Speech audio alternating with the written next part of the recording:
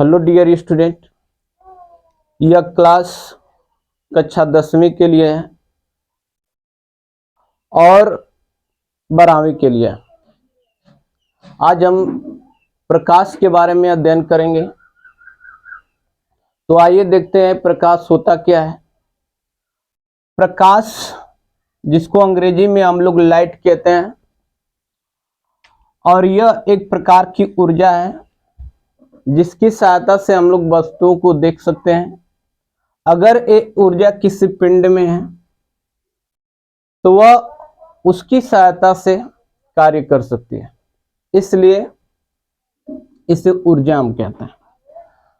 अगर हमारे हाथ में अगर ऊर्जा पूछी जाए तो हमारे हाथ में पेशीय ऊर्जा है। अगर कोई गति कर रहा है कोई वस्तु तो उसमें गतिज ऊर्जा हो। प्रकाश के दो गुण यहाँ पे हम लोग देखने वाले हैं। वो गुण आपका है तरंग और दूसरा है कण। प्रकाश जब तरंग के रूप में होगी तो यह एक विद्युत चुंबकीय तरंग होगी।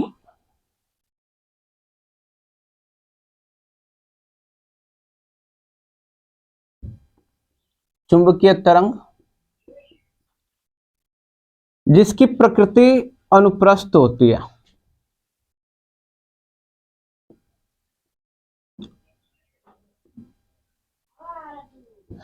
यानी कि हम लोग कह सकते हैं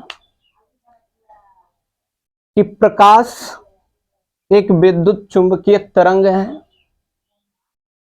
जिसकी प्रकृति अनुप्रस्थ होती है। जब प्रकाश कह सकते हैं कि प्रकाश ऊर्जा के छोटे छोटे कणों से मिलकर बना है, इसलिए इसे हम क्वांटा या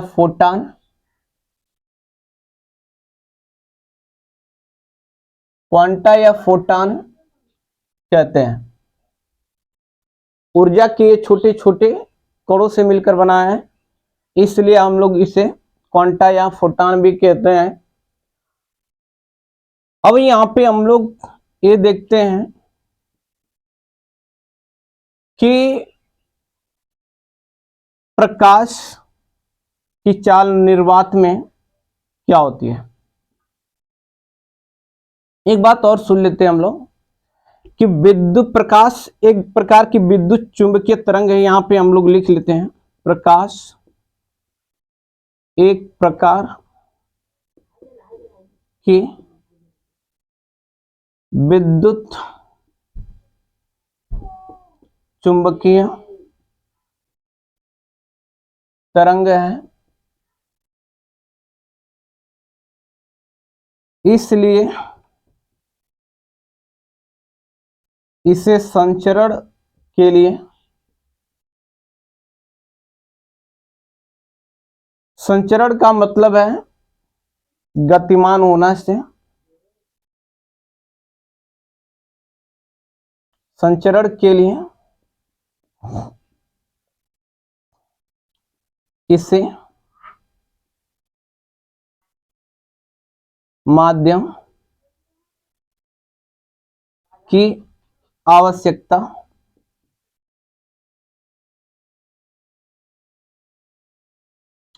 नहीं होती है।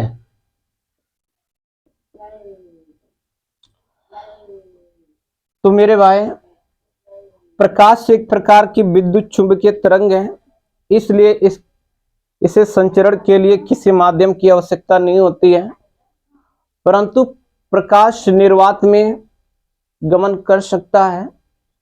अगर निर्वात में इसकी चाल के बारे में बात की जाए,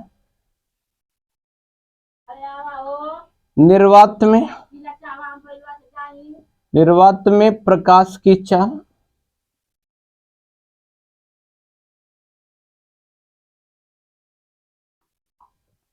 3 × 10⁸ मीटर प्रति सेकंड होती है। निर्वात की अगर बारे में बात की जाए तो प्रकाश पहले निर्वात से ही आपका वायु में आता है। तो यहाँ पे हम लोग देखेंगे कि अगर निर्वात में 3×10⁸ मीटर प्रति सेकंड के वेग से अगर एक गतिमान है तो इसको अगर किलोमीटर में परिवर्तित करेंगे तो 3×10⁵ किलोमीटर प्रति सेकंड, अर्थात हम लोग इसको लिख सकते हैं 3 के बाद 5 जीरो किलोमीटर प्रति सेकंड। इसका मतलब ये हुआ कि प्रकाश जो है निर्वात में 3 लाख किलोमीटर प्रति सेकंड के वेग से चलती है। अगर इसकी बात करें कि अगर वो निर्वात से निकल के जब वायु में आती है तो उसमें इसकी चाल क्या हो जाती है, आइए हम लोग देखते हैं।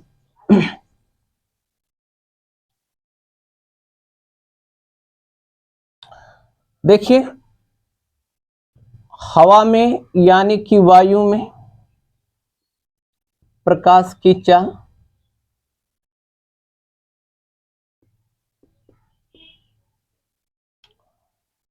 2,99,705 किलोमीटर प्रति सेकंड, या इसको हम लोग लिख सकते हैं 2.99705 गुणे 10⁸ मीटर प्रति सेकंड होती है। हवा में प्रकाश की जो चाल है वो निर्वात की अपेक्षा कुछ कम है।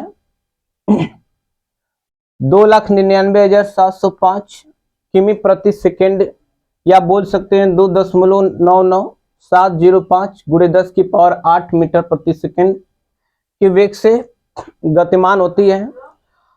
लगभग में यह है, इसलिए कहीं कहीं ये भी लिखा रहता है कि वायु या निर्वात में प्रकाश की चाल, कहीं कहीं ये भी लिखा रहता है कि वायु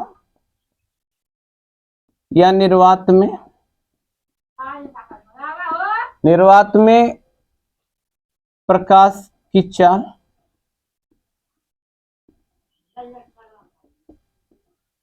प्रकाश की चाल 3×10⁸ मीटर सेकंड होती। कहीं कहीं लिखा रहता है, लेकिन मैंने वास्तव में तो आपको बता दिया। अब यहाँ पे हम लोग ये देख लेते हैं कि द्रव में प्रकाश की चाल क्या होते हैं। तो द्रव में प्रकाश की चाल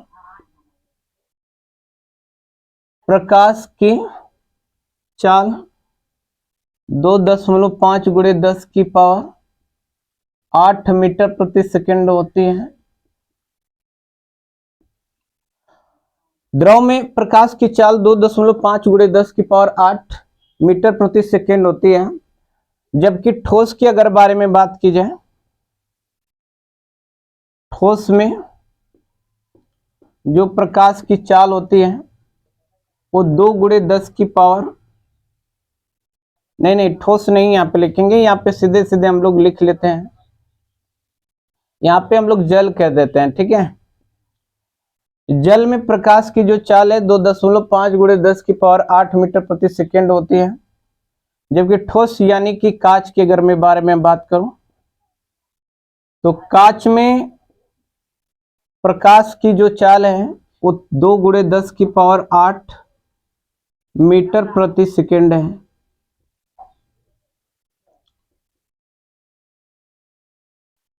यानी कि इसके आधार पे हम लोग कह सकते हैं कि जो प्रकाश की चाल का घटता हुआ क्रम है सबसे अधिक आपको कहां पे मिलता है,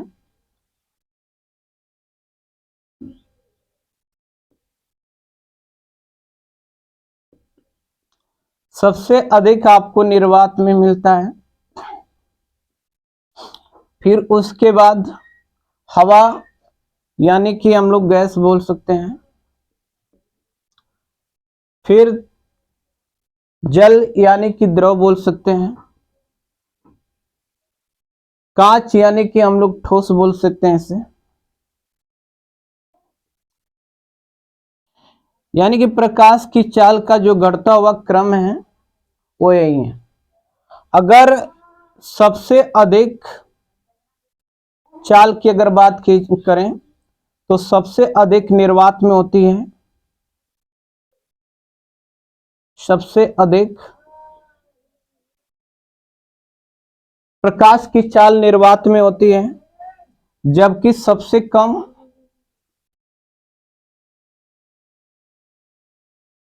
प्रकाश की चाल ठोस में होती है। तो आइए कुछ और जानते हैं यहाँ पे। और हाँ स्टूडेंट, यह वीडियो बहुत ही जबरदस्त होने वाली है, तो आप पेन और कॉपी लेकर बैठिए और सभी नोट्स को उतारते हुए आप चलिए। आगे की वीडियो इससे भी लाजवाब हम देंगे, अभी ये शुरुआत है।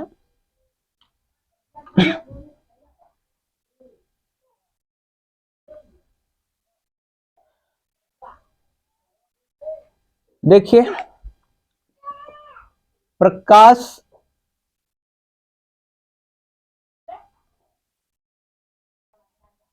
प्रकाश की चाल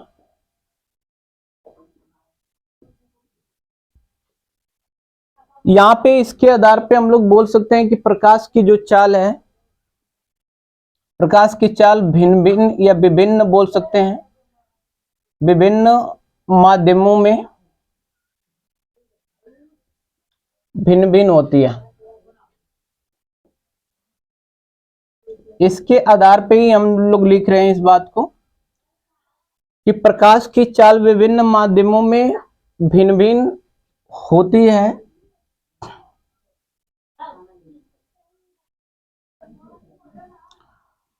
प्र, प्रकाश की चाल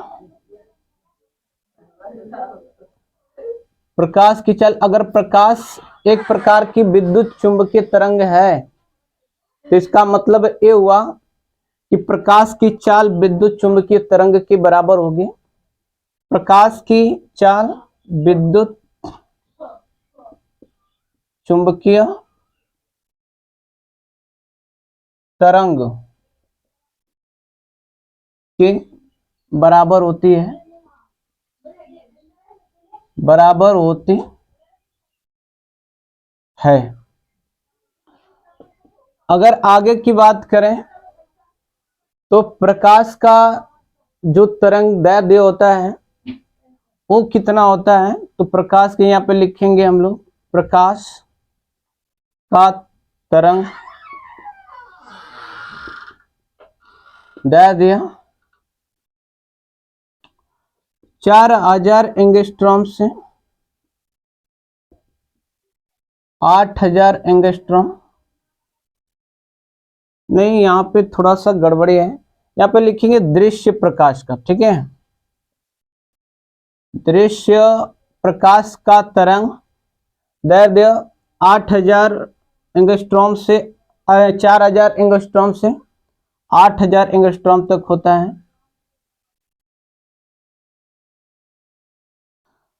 अगर 4000 किसी किसी बुक में 4000 लिखता है, किसी किसी बुक में यहाँ पे 3900 एंगस्ट्रॉम लिखता है, ठीक है। और यहाँ पे लिखता है 7800 एंगस्ट्रॉम। डियर स्टूडेंट, प्रकाश स्वयं अदृश्य होता है, लेकिन उसकी सहायता से हम लोग वस्तुओं को देखते हैं। और प्रकाश पारदर्शी माध्यम में से होकर गुजर सकता है, जबकि अपारदर्शी माध्यम में से होकर नहीं गुजर सकता है। तो यहाँ पे लिख लेंगे प्रकाश पारदर्शी माध्यम, जैसे यहाँ पे देख लेंगे पारदर्शी माध्यम कौन है, कांच है। वायु है। आदि की बात कर लेते हैं। में से होकर गुजर सकता है, जबकि इसी में लिख लेते हैं, जबकि अपारदर्शी अपारदर्शी माध्यम, अपारदर्शी माध्यम बोले तो अपारदर्शी माध्यम क्या होगा? जैसे लकड़ी होगी,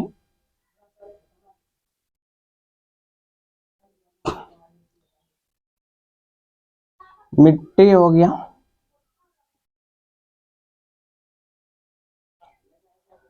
आदि कर लेते हैं। में से होकर नहीं गुजर सकता है।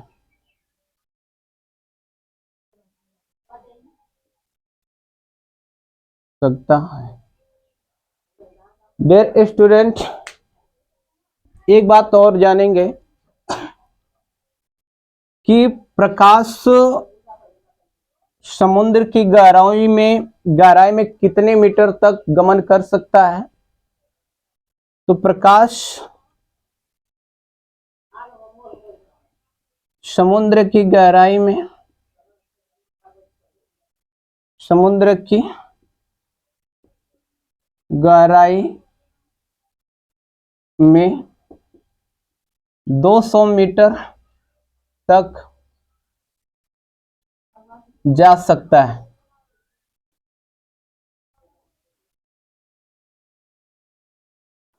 बस आज के लिए इतना है डियर स्टूडेंट। अगर यह वीडियो आपको पसंद आती है तो लाइक करना, शेयर करना और सब्सक्राइब करना न भूलिए।